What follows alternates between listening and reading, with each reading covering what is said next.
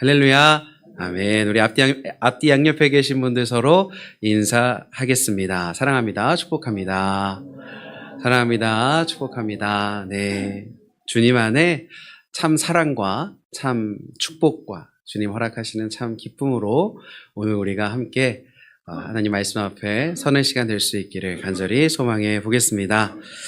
오늘 말씀의 제목은요, 신앙의 매너리즘 극복 비법. 원래 파격 공개 이런 걸 붙이고 싶었는데 조금 부끄러워서 신앙의 매너리즘을 극복하는 비법에 대한 이야기 오늘 함께 나눠보려고 합니다. 여러분, 매너리즘이라는 말 많이 아마 들어보셨을 것 같습니다. 반복되는 무언가 속에서 신선함과 열정은 잃어버리게 되고 형식만 남게 된 상태. 흔히 우리가 그런 상태들을 매너리즘이라고 표현을 하죠. 한때는 막 설렜던 자리가 어느 순간 익숙해지니까 그 자리가 가볍게 느껴지고, 가볍게 느껴지니까 그 순간과 시간의 가치가 흐릿해지는 것. 그 매너리즘의 순간을 우리들은 참 많이 경험하는 것 같습니다. 알게 모르게 찾아오는 그 매너리즘이 우리의 신앙에도 있다라는 거죠. 어쩌면 우리 신앙은 그 매너리즘과 가장 오래 또 가장 깊이 싸워야 하는 자리일지도 모릅니다. 모든 그리스도인들에게는 예수님을 만나는 첫사랑의 순간이 분명히 있습니다. 예수님이 우리의 인생을 만나주시는 자리, 내 모든 것이 새로워지는 그 뜨거운 은혜의 순간이 우리에겐 존재합니다. 여러분, 그 첫사랑의 기억을 한번 떠올려 보시는 거예요. 예수님과의 첫사랑의 기억? 좀 멀 수도 있겠지만 떠올려 보시면 그때 우리가 어땠냐? 찬송 한 곡에도요, 막 눈물이 흐르죠. 짧은 말씀 한 구절에 가슴이 뛰고, 우리는 영적으로 더 많이 알고 더 사랑하고 싶어 하고요, 하나님께 더 헌신하고 드리고 싶어 했습니다. 그런데 그 첫사랑의 시간이 지나고 연차가 길어지고 길어질수록, 신앙의 시기가 길어지면 길어질수록 무언가 미묘하게 변화가 내 안에서 나타났는데요. 어느 순간부터 찬송가가 3절이면 마음이 제법 좋아요. 웃으시는 분들은 무슨 말이신지? 찬송가가 막 3절이면 좋고, 성경 본문 읽는 게 이왕이면 5절 아니면 좋겠고, 솔직하게 좋아하던 기도가 부담스럽게 느껴지고, 기다려지던 주일이 이제는 습관적인 일주일의 하나의 순간으로 여겨지는 순간, 인정하기 싫지만 신앙의 열정이 식어간다라는 겁니다. 인정하기 싫지만 신앙의 매너리즘이 우리를 찾아온다라는 거예요. 신앙의 매너리즘이 우리에게 찾아오면 우리는 가장 먼저 하나님께 그것을 숨기고 싶습니다. 또 교회와 성도들에게, 또 나 스스로에게도 신앙의 매너리즘이 찾아왔음을 숨기고 싶습니다. 그래서 오히려 나는 더 뜨거운 사람이야, 난 더 열심히 하고 잘할 수 있는 사람이야, 헌신과 노력을 하지만 그럴수록 더욱더 깊은 매너리즘으로 빠지게 되어지는 것. 신앙의 매너리즘이 찾아오면 단순히 열정만 식는 것이 아니라, 열정은 식는데요, 뭐가 커질까요? 머리는 커집니다. 왜냐하면 신앙의 연수가 늘어나면 당연히 우리가 아는 게 많아지잖아요. 경험한 게 많아집니다. 성경 구절도 더 잘 외우시고요, 신앙의 용어도 이제는 더 익숙해지셨을 겁니다. 어떤 상황에 어떤 말씀이 어울리는지도 우리는 너무 잘 알아요. 심지어 설교의 본문이 요거다, 제목이 요거다, 요거겠네, 나오시잖아요. 신앙의 연차가 길어지니 우리가 알고 있고 경험하는 것이 많아지면서 머리가 커지는 겁니다. 기쁨과 감사로 가득했던 자리가 어느새 평가와 비교의 현장이 되고, 의무감과 습관으로 부풀어 오른 우리의 신앙의 지식과 우리의 신앙의 큰 경험들은 때로는 누군가를 판단하고 정죄하는 도구로 사용되기도 합니다. 신앙의 매너리즘이 가지고 오는 정말 큰 또 다른 문제는 무엇이냐면 바로 내가 이전에 단호하게 정리했던 죄의 습관이 다시 돌아온다라는 거예요. 예수 그리스도의 구원의 사역과 그분의 사랑이 어느 순간 나에게 익숙해지고 무난해지고 습관적인 신앙의 시간들을 지나면서 스멀스멀 저 깊은 곳에 내가 더 이상 함께하지 않겠다고 결심하고 다짐하고 노력했던 죄의 습관이 찾아옵니다. 끊어냈던 그 일이 다시 한번 내 신앙을 위협하기 시작하고 우리는 거기서부터 또다시 내가 죄에 빠졌구나라는 죄책감에 시달리기도 하고 무력감에 사로잡히기도 합니다. 여러분, 모든 그리스도인들은 진심으로 주님을 사랑하는 줄로 믿습니다. 우리는요, 진심이 아니었던 적이 없습니다. 우리는 진심이었어요. 주님 앞에, 말씀 앞에. 그런데 어디서부터 엇나갔길래 우리에게 신앙의 매너리즘이 찾아올까요? 왜 우리의 신앙이 식는가? 왜 우리는 지치는가? 왜 오랜 신앙의 길을 걸으면 걸을수록 수많은 이들이 이 매너리즘의 함정에 빠지는가? 오늘 우리들은 이 신앙의 매너리즘의 원인을 성화라는 개념 속에서 들어보고 풀어보려고 합니다. 성화라는 거 우리 많이 들어보셨죠? 말 그대로 거룩해지는 과정입니다. 거룩해지는 과정. 우리가 추구해온 거룩이 주님이 약속하시고 주님이 원하시는 거룩인가? 내가 손에 쥐려고 했던 그 변화의 모습, 그 변화된 거룩함의 삶의 모습이 정말 성경이 말하는 변화인가? 오늘 우리가 함께 이 질문을 나누고 고민하면서 우리 가운데 찾아온 신앙의 매너리즘을 극복할 수 있게 되어지기를, 또 신앙의 매너리즘이 다가오고 있다면 능히 이겨낼 수 있게 되어지기를 간절히 소망해 보겠습니다. 성화라는 단어에 대해서 알아볼 거니까 성화가 무엇인지 일단 좀 알아봐야겠죠? 제가 나눠드린 유인물에 조그만 표 같은 걸 하나 넣어드렸어요. 직선이 쭉 있고 거기 여러 단어들이 적혀져 있는데요. 이건 그리스도인들이 구원받는 과정을 표현한 겁니다. 하나님은요, 먼저 우리에게 찾아오셔서 우리를 사랑하신 줄로 믿습니다. 우리가 구원받을 수 있는 가능성 또한 하나님께서 먼저 허락하셨어요. 이게 바로 선행은총이라는 겁니다. 선행은총. 구원의 가능성이 누구에게 있다? 하나님에게 있다. 하나님이 먼저 사랑하셨고 아들 예수 그리스도를 통해 우리를 구원하셨고 구원의 놀라운 자리로 우리를 인도해 가신다라는 것, 그것이 바로 선행은총이에요. 그 선행의 은총으로 하나님의 은혜와 축복으로 우리가 이제 예수 그리스도의 사랑을 경험하며 그분 앞에 온전히 내 삶을 드리기로 결심하는 순간, 그게 뭐죠? 회개죠, 회개. 내 삶을 하나님께로 돌이키겠습니다. 예수 그리스도를 통해 내가 돌이키겠습니다. 그 회개를 내 믿음으로 고백하는 순간 우리는 하나님의 은혜로 의롭다라는 칭함을 받게 됩니다. 당신이 회개했으니, 너희가 회개했으니 이제는 내가 너희를 의롭다 부를 것이다. 이 말은 뭐냐면 내가 아직 의로워요, 의롭지 않아요? 의롭지는 않아요. 그러나 하나님이 의롭다는 명찰을 달아주시는 겁니다. 그게 바로 칭의입니다.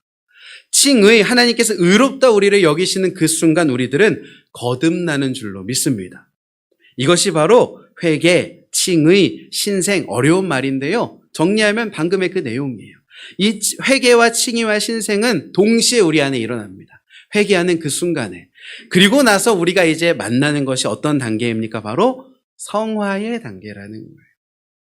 완전, 그리스도인의 완전이라고 말하는 예수님과 완전히 닮고 예수님의 생각이, 예수님의 마음이, 예수님의 사랑이 나의 것이 되어지는 그 완전한 순간을 향해 우리는 매 순간 걸어가고 있다라는 겁니다.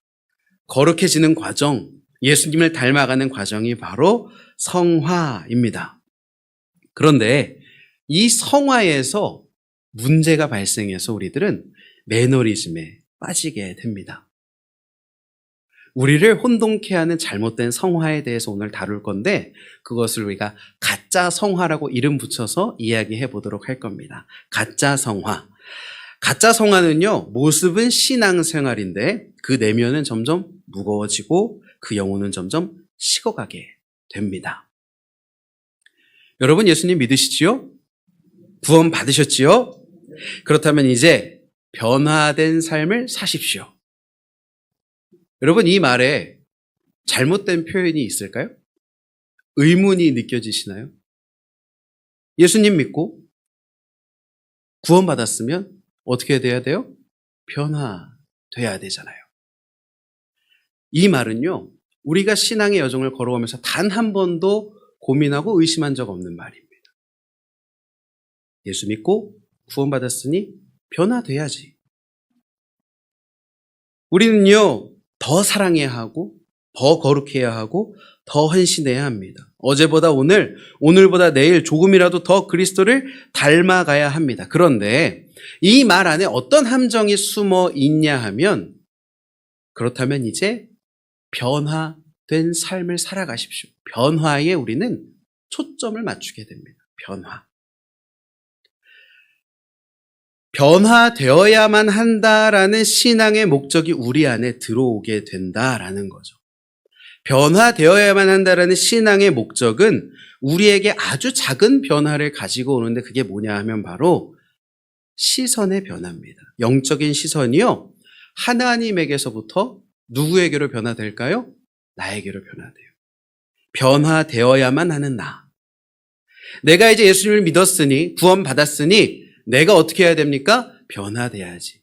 이게 바로 가짜 성화가 우리에게 주는 함정이라는 거예요. 반드시 변화돼야지. 내 삶이 이제는 바뀌어야지라는 나에게 주어지는 임무가 가짜 성화가 우리에게 주는 신앙의 매너리즘으로 빠지는 길이라는 겁니다.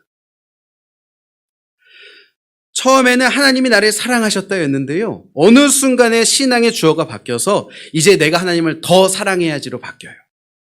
그리스도께서 나를 위해 이 땅에 오셨다라는 것에서 이제는 내가 그리스도를 위해 무언가를 해야만 하지, 주어가 바뀝니다. 너무 작은 차이잖아요.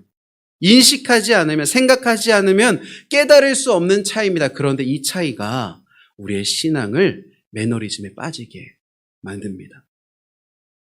여러분, 우리 안에는 보통 저런 신앙의 모습 진짜 멋있다라고 생각하는 그런 어떤 롤모델 같은 신앙의 모습이 있으실 겁니다.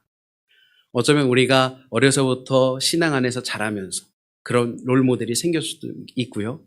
요즘에 워낙 미디어나 유튜브가 잘 되어 있어서 간증이나 이런 걸 보면서 저렇게 신앙의 모습을 가지고 싶다, 롤모델을 만들어내실 수도 있어요. 우리는 우리가 이상적이라고 생각하는, 대단하고 멋지다고 생각하는 신앙의 모습을 만들고요, 그 신앙의 모습을 따라 신앙적 열심을 내고 그렇게 살아봐야지 노력합니다. 뜨겁게 노력하고, 뜨겁게 공부하고, 뜨겁게 헌신하고, 뜨겁게 봉사하죠. 그런데 여러분, 그 결과가 어땠나요? 아시죠? 참 이상한 것 같다라는 거죠. 내가 왜 그렇게 뜨겁게 하고 그렇게 신앙의 롤모델을 향해 닮아가고 싶은데 성경 공부 우리가 안 해본 거 아니잖아요. 봉사 안 해본 거 아니고 노력 안 해본 거 아닙니다. 그런데 왜 우리는 매너리즘으로 향하냐라는 거죠. 이처럼 가짜 성화는 아주 작은 차이를 통해 우리 안에 들어와서 우리의 신앙의 시선이 하나님이 아닌 나 스스로에게 맞춰지도록 우리를 바꾸어 놓는다라는 겁니다. 내 열심과 내 노력과 내 헌신, 내가 주인공이 되어져서 신앙에 초점을 맞추며 살아갈 때에 우리는 좌절할 수밖에 없습니다. 왜 그래요? 변하지 않으니까.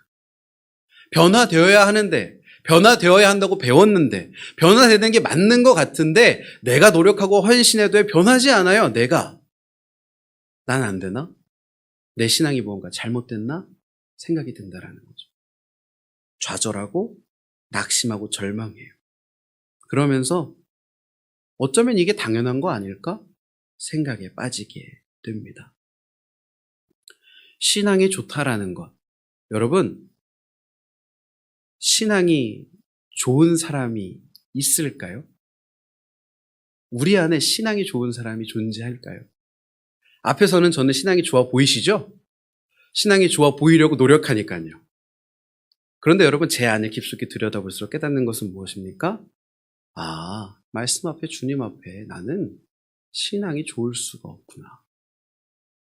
우리가 신앙이 좋다고 여기는 모든 이들, 우리가 신앙의 롤모델로 만들어놨던 모든 이들, 그들도 우리가 바라볼 때는 신앙이 좋아 보이지만 그들의 내면 깊숙이 들어가 하나님과 대면하는 그 자리에서 깨닫게 되는 것은 무엇입니까? 그 누구도 신앙이 좋은 사람은 없다라는 겁니다. 여러분, 그러면 누가 선한 분이십니까? 오직 우리 주 예수 그리스도만 선한 분이신 줄로 믿습니다. 우리는 그분의 선하심으로 숨을 쉽니다. 우리는 그분의 선하심 안에서 살아가는 겁니다. 그런데 가짜 성화는 말하는 겁니다. 이제는 네가 구원 받았으니, 당신이 구원을 받았으니 예수님이 아닌 누구의 힘으로? 당신의 힘으로 살아가십시오. 여러분, 여기서 우리의 신앙은 무너지기 시작한다라는 거죠. 오늘 우리가 읽은 본문의 말씀 14장 15절의 말씀 이렇게 기록되어져 있죠. 너희가 나를 사랑하면 나의 계명을 지키리라. 예수님이 뭐라고 처음에 말씀하셨습니까? 너희가 나를 어떻게 하면? 사랑하면. 너희가 나를 사랑하는 것을 주님은 분명히 우리의 거룩에, 우리의 신앙에, 우리의 성화의 출발점으로 두셨음을 우리들은 발견하게 됩니다. 여러분, 예수님 사랑하시죠? 아멘. 그렇다면 우리는 이제 그 출발점에 서 있는 겁니다. 우리가 성화되어지고 거룩해져 가는 신앙의 과정에 이제 근본적인 시작점에 서 있는 겁니다. 여러분, 그런데 우리는 예수님을 사랑하는 일조차 우리의 힘으로 할 수 없음을 말씀을 통해 발견하게 됩니다. 요한일서 4장 19절의 말씀 함께 읽어보겠습니다. 시작. 우리가 사랑함은 그가 먼저 우리를 사랑하셨음이라. 아멘. 여러분, 복음의 순서는 이렇습니다. 너무도 단순하지만 결코 변하지 않는 진리와 같아요. 우리가 먼저 사랑하는 것이 아니라 누가 먼저 사랑하십니까? 예수님이 먼저 우리를 사랑하십니다. 여러분, 우리가 무언가 잘하고 우리가 갖추었고 우리가 증명해서 사랑받는 것 아닙니다. 우리가 죄인이었을 때, 우리가 원수였을 때, 사랑받을 자격이 없었을 때 그분이 먼저 우리를 사랑하신 줄로 믿습니다. 여러분, 이 사실이 무너지면 진짜 성화의, 바른 성화의 길을 갈 수가 없습니다. 예수 그리스도의 사랑이 나에게 먼저 허락되어졌고 우리가 방금 읽은 말씀처럼 우리가 사랑할 수 있는 이유가 주님이 먼저 우리를 사랑하셨기 때문이다라는 믿음이 우리 안에 없다면 우리는 거룩해지는 이 성화의 과정을 바르게 걸어갈 수가 없습니다. 여러분, 우리들은 자녀가 되기 위해 노력하는 사람들이 아니에요. 이미 그리스도의 자녀인 줄로 믿습니다. 우리는 의롭다함을 얻기 위해 노력하는 사람들이 아닙니다. 아까 말씀드린 것처럼 이미 의롭다 하심을 입은 줄로 믿습니다. 우리가 의롭게 살아서가 아니라 예수 그리스도의 의가 나에게 옷 입혀졌기 때문에 하나님이 우리를 당신은 의롭다라고 말하셨기 때문에 우리들은 의롭다라는 거예요. 진짜 성화의 신앙의 주어는 누구입니까? 나입니까? 하나님이신 줄로 믿습니다. 그분이 먼저 사랑하셨고 그분이 먼저 불러주셨고 그분이 먼저 의롭다 하셨고 그분이 먼저 지금 이 시간 우리 안에서 일하고 계신 줄로 믿습니다. 우리는 그분의 일하심에 응답해 나아가는 존재들이다라는 거죠. 오늘 이 자리에서 우리가 이 바른 성화의 첫 단추를 올바르게 끼울 수 있게 되어지기를 소망합니다. 신앙의 주어는 누구다? 하나님이다. 신앙의 주어는 내가 아니라 누구십니까? 하나님이신 줄로 믿습니다. 변화해야만 한다라는 압박에서 우리를 예수 그리스도를 향하여 눈을 돌리심으로 진정한 성화의 자리로 나아가는 우리 모두가 될 수 있게 되어지기를 소망해 보겠습니다. 이렇게 가짜 성화의 함정에서 빠져나오는 첫걸음이 바로 이거라는 거예요. 가짜 성화의 자리에서 빠져나오는 첫걸음. 신앙 좋은 사람이 되어야 한다는 함정에서 그 거짓 목표에서 자유해지는 것. 우리가 신앙이 좋아져서 사랑받는 것이 아니잖아요. 먼저 사랑받았기 때문에 우리의 신앙이 자라나는 겁니다. 이 순서가 바뀌니까 우리는 지치는 거예요.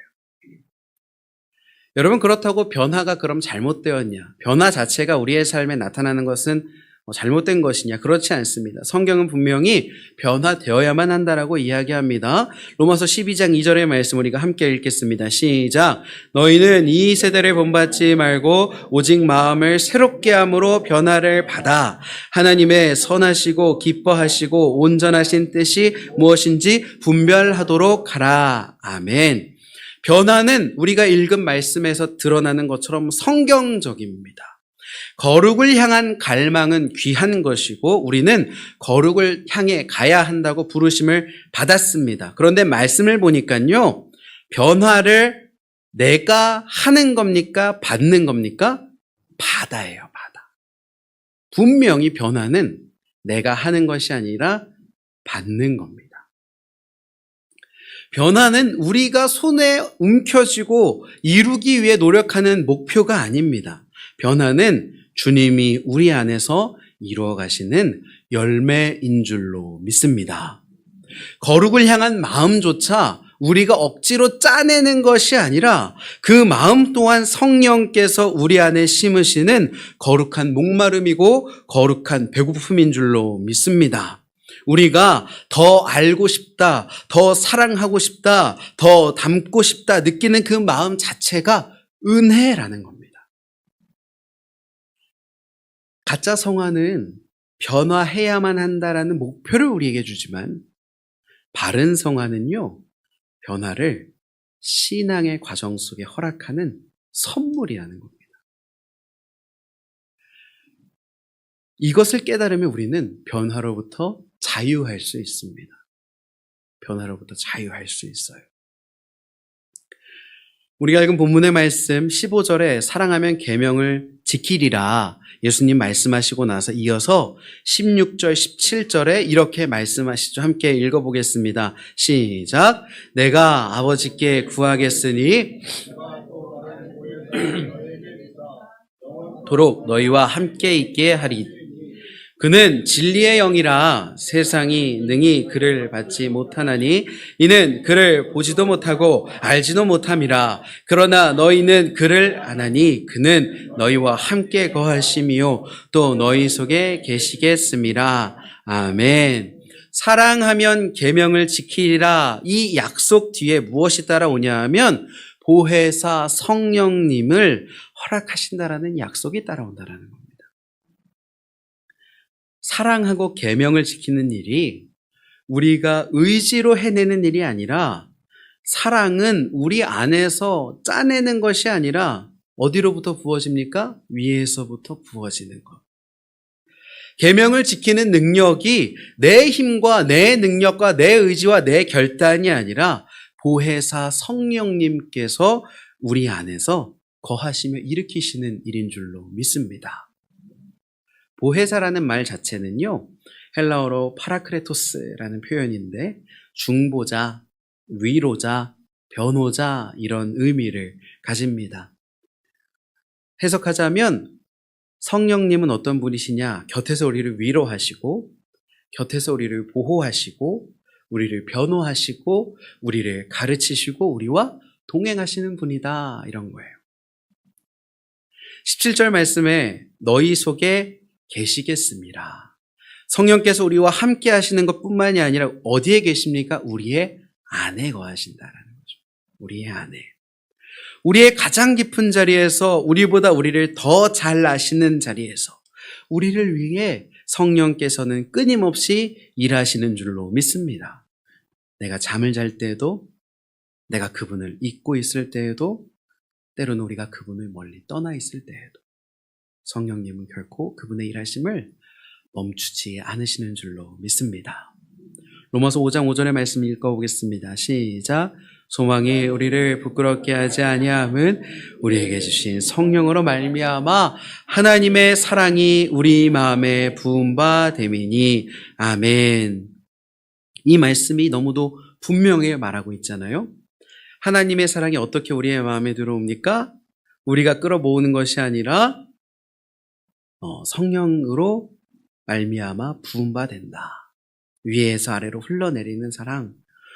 우리는 사랑을 우리의 힘으로 길어 올리는 것, 끌어올리는 것이 아니라 하나님께서 부으시는, 나를 만나시고 나를 위로하시고 나에게 힘을 주시고 나를 사랑한다 말씀하시는 그 사랑을 흘려보내는 바른 사랑의 흐름이란 위에서부터 내려오는 사랑이다라는 겁니다.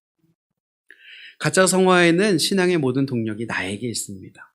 내가 더 사랑해야지, 내가 더 기도해야지, 내가 더 헌신해야지, 내가 더 변해야지, 모든 주어가 납니다.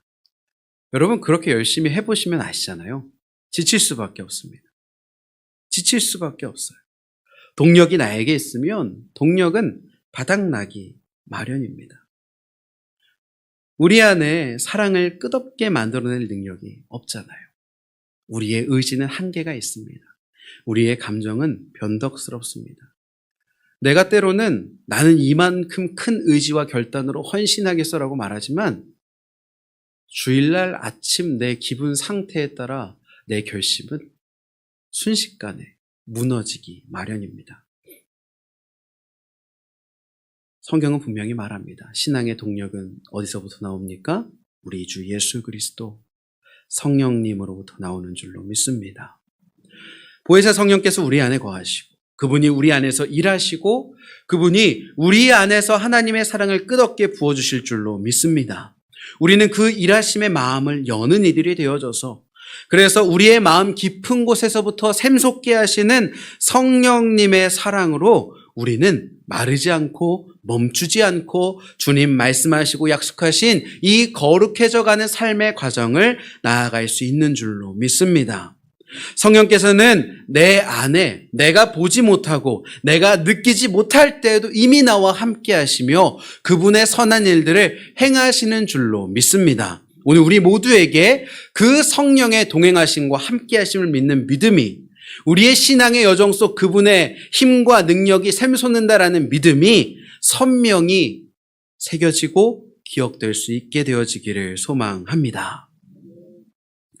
말씀을 지금까지 들어오시다 보면 그런 생각이 드실 수 있습니다.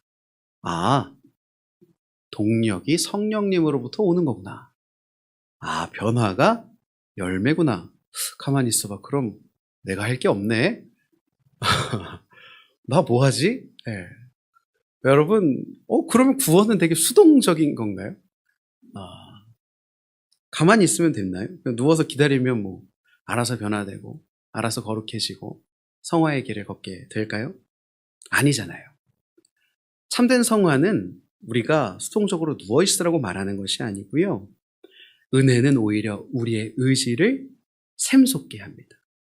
바른 성화는요, 성령님과의 깊은 사랑의 관계, 소통의 관계 속에 오히려 사랑이 샘솟게 하고 의지가 깨어나게 하고 움직이게 만든다라는 거죠. 성령님이 임하시면 능력이 나타나 모든 것이 가능케 되어지는 줄로 믿습니다. 성령님이 부어주시면 우리가 할 것은 그럼 무엇입니까? 응답하는 겁니다. 응답하는 거. 받기만 하고 응답하지 않으면 되는 것이 아니라 성령님이 우리 안에 샘솟게 하시면 우리는 응답하면 되는 거예요. 사랑인이 부어지는 그 자리, 은혜의 자리에 나 자신을 두는 일, 은혜 받는 자리를 사모하는 것, 그것이 바로 응답하는 겁니다. 여러분, 은혜의 자리를 사모하는 우리가 될 수 있기를 소원합니다. 그분의 일하심에 우리의 마음을 여는 것, 그분이 주시는 마음을 따라 한 걸음 떼는 것, 여러분 이게 바로 우리가 하는 역할이라는 거예요. 주님이 마음을 주시면 이동하고, 주님이 마음을 주시면 결심하고, 주님이 마음을 주시면 응답하는 것. 성령께서는 우리 가운데 그 사랑을 부으시고 우리를 그 귀한 길을 향해 나아갈 수 있도록 계속해서 감동을 허락하십니다. 여러분, 그러니 주님의 감동이 허락되어지는 자리를 사모하셔야 되는 겁니다. 여러분, 우리가 왜 예배드리고 우리가 왜 찬양하고 우리가 왜 말씀 봅니까? 그곳에서 우리가 누구를 깊이 경험하니까? 주님을 깊이 경험하니까. 은혜의 자리 가운데, 예배의 자리 가운데 우리가 왜 나아가야 됩니까? 코로나 시기가 지나면서 수많은 분들이 교회 안 나오고 개인적으로 나는 예배 드렸어요? 말하세요. 태블릿이나 노트북이나 TV를 통해 영상 예배 많이 드리시잖아요. 물론 그 예배가요, 중요하죠. 그 예배를 통해서 성령께서는 일하실 수 있습니다. 성령의 일하심을 제가 재단할 수는 없으니까. 물론 거기에도 성령의 역사하심이 나타날 수 있습니다. 그러나 분명한 것은 무엇입니까? 주님께서 우리에게 허락하시는 이유가 있다라는 거예요.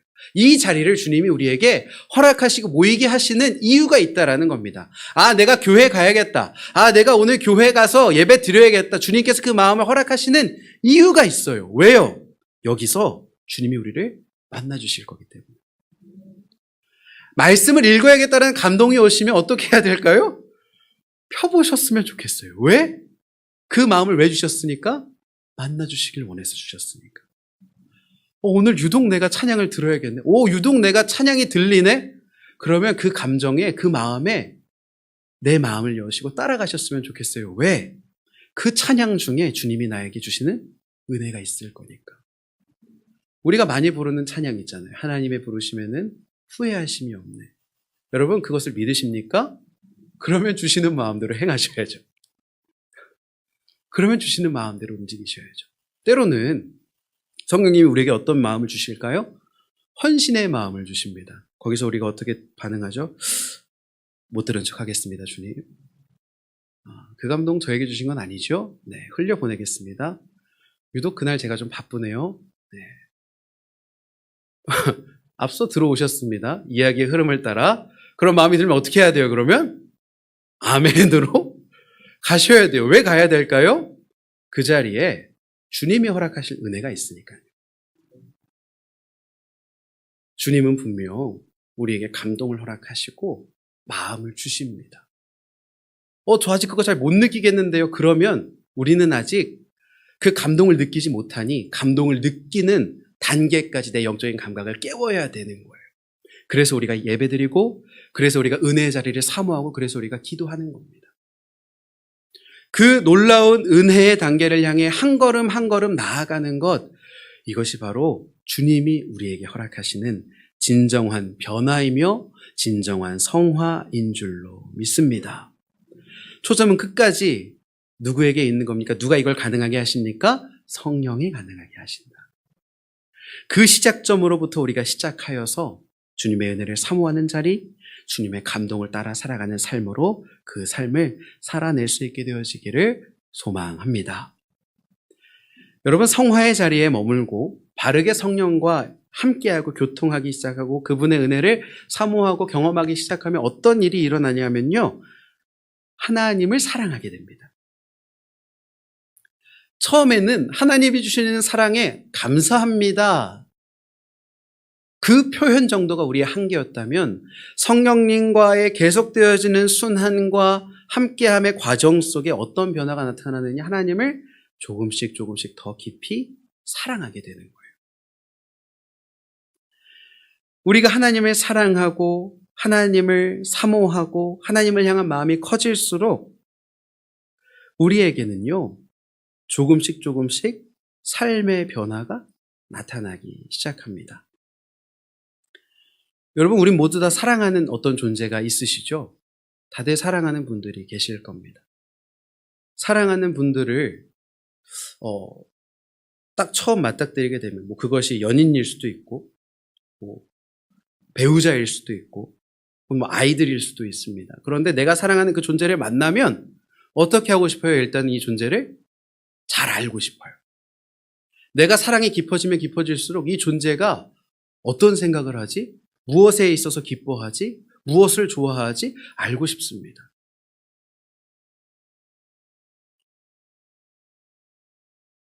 저는 이렇게 생선이나 회를 잘 못 먹습니다. 놀라우시죠? 못 먹는 게 있구나. 잘 먹긴 먹는데, 네, 그렇게 막 선호하지 않았었습니다. 그런데 제가, 사모님 얘기 최대한 안 하려고 그랬는데, 어쩔 수 없어요. 주셨으니, 저도 따라가겠습니다. 사모님을 연애하면서, 저는 이분이 초밥을 좋아하는 걸 알았어요. 나 좋아하지 않는데. 자, 그러면 어떻게 할까요? 일반적인 사랑의 관계라면 헤어진다고요? 다행히 저는 그것보다는 좀 더 사랑이 깊었나 봐요. 아니, 먹어보는 거죠. 네. 알아보고 먹어보고 요런 맛이구나. 요런 느낌이구나. 알아가는 재미가 사랑하는 관계 속에는 있습니다. 하나님을 사랑하면 하나님과의 관계 속에 알아가는 재미가 있어요. 말씀을 우리가 왜 읽어야 될까요? 하나님의 말씀 속에 자기 자신을 다 담아두셨잖아요. 우리가 왜 말씀을 읽고 싶습니까? 내가 사랑하는 하나님이 무엇을 좋아하시지? 어떤 생각을 가지고 계시지? 무엇으로 인해서 기뻐하시지? 하나님과의 사랑의 관계 속에 알고 싶은 거예요. 그래서 우리는 말씀을 읽는 겁니다. 사랑하는 사람을 위해선 때로는 내가 가진 걸 포기하고 그 사람의 기쁨이 되고 싶은 게 당연하죠. 저는 일산에 살고 사모님은 남양주에 살았습니다. 저희가 5년 정도 연애를 했는데 거의 대부분 데려다 줬어요. 그러면 집에 오기까지 한 2시간 정도가 걸립니다. 5년간 제가 집에 오는 길에 투자한 시간이 제법 클 겁니다. 아시는지 모르겠어요. 아시겠죠? 혼나는 거 아닌지 몰라요. 집에 가서. 네. 그런데 그 시간이 아까울까요? 아깝지 않습니다. 왜 아깝지 않습니까? 헌신하는 게 왜 아깝지 않습니까? 그 짧은 순간이라도 함께하면서 기쁨을 누리니까. 내 헌신과 노력보다 그 기쁨이 더 크니까 함께하고 데려다 주는 거예요. 여러분, 우리가 헌신한다라는 개념을 노력, 내 시간과 내 생각을 바치는 시간 이렇게 받아들이시면 누구도 헌신하고 싶지 않습니다. 그런데 수많은 믿음의 사람들이 왜 주님 앞에 헌신합니까? 헌신하는 이들의 초점은 바른 헌신의 마음을 가진 사람들의 초점은요, 내 것을 소모한다는 개념이 아닙니다. 하나님과 함께하는 자리구나라는 개념이 있다라는 거예요. 여러분, 우리의 초점이 어느 순간부터 변화됩니다. 내 것을 소모하고 내 것을 소비하고 그렇지 않습니다. 하나님과의 관계 속에 초점이 하나님에게 있으며 그분과의 놀라운 사랑의 관계 속에 우리들은 더욱더 풍성하고 아름다운 깊은 신앙의 단계로, 거룩함의 단계로 나아갈 수 있는 줄로 믿습니다. 그래서 요한일서 5장 3절의 말씀은 이야기합니다. 우리가 함께 읽겠습니다. 시작. 하나님을 사랑하는 것은 이것이니 우리가 그의 계명들을 지키는 것이라. 그의 계명들은 무거운 것이 아니로다. 아멘. 저는 이 말씀을 처음 읽었을 때 도무지 이해가 되지 않았어요. 계명이 무겁지 않다고요, 하나님? 계명이 무거울 수가 없다고요, 하나님? 그게 어떻게 가능한가요? 그런데 말씀을 잘 살펴보시면 하나님을 사랑하는 것 자체가 계명을 지키는 거래요. 그 말은 무엇이냐 하면 초점이 어디에 있는 겁니까? 하나님을 사랑하는 것에 초점이 있는 겁니다. 하나님을 사랑하는 것에 초점이 있기에, 그분을 사랑하기에 계명은 더 이상, 규칙은 더 이상 우리에게 무거운 짐이 되지 않는 줄로 믿습니다. 먼저 사랑하신 예수 그리스도로부터 시작해서 성령의 부으심을 통해 하나님을 향한 사랑이 자라고 그 사랑이 나에게 흘러넘쳐 기꺼이 주님 말씀하신 거룩의 길을 걸어가는 우리 모두가 될 수 있기를 소망합니다. 여러분, 여전히 찬송가는 3절이면 충분하다고 생각하시나요?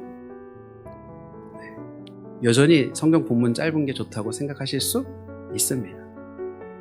여전히 신앙의 매너리즘에 빠져 계실 수도 있습니다. 내 힘으로 변화되려고 노력했던 신앙, 부디 우리가 그 가짜 성화에서 자유할 수 있게 되어지기를 소망합니다. 변화를 짜내야만 한다라는 압박, 신앙이 좋은 사람이 되어야만 한다라는 부담, 내가 무언가 결과를 만들어내야 한다라는 두려움, 그 모든 것이 우리의 신앙을 매너리즘에 빠지게 만들었습니다. 요한복음 14장 15절 말씀, 너희가 나를 사랑하면 나의 계명을 지키리라. 이 말씀은 무거운 명령이 아닙니다. 이 말씀은 주님의 약속입니다. 예수님은 우리에게 무거운 짐을 지우시려고 이 말씀을 주신 것이 아닙니다. 그분은 우리를 향해 이미 사랑을 보여주셨고 그 사랑을 가능케 하시는 성령 하나님을 보내주셨고, 그래서 우리가 그분을 더욱더 사랑하게 될 것이고, 사랑하게 되니 그분의 계명을 자연스럽게 따라가게 될 것이고, 그 사랑이 우리를 통해 우리의 삶과 이 시대 속에 흘러가게 될 줄로 믿습니다.